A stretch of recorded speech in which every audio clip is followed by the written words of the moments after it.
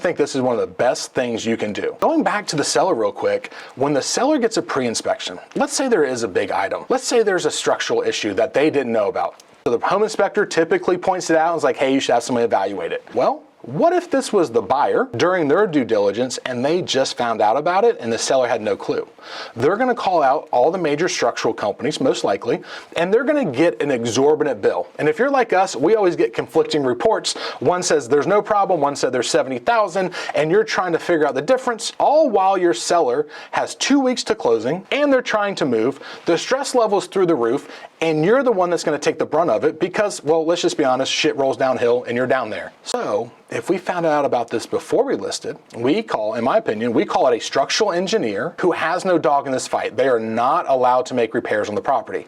They come out, they evaluate it, and it's a little expensive. In our market, it can cost somewhere between $1,000 to $2,000, and they look at the issues and they give their actual professional opinion and stamp it with their PE pen. When they do that, that is now the gospel of that problem. So many times I've had structural engineers come out and say, actually, that's not a big deal. That's natural. So we just took this huge issue that we know we were going to get hit with a $10,000, $20,000, $30,000 invoice from a structural company, because let's be honest, they're paid to make repairs to the structure. And now I have a professional that trumps them that says there's no issue. That saves me a lot of time.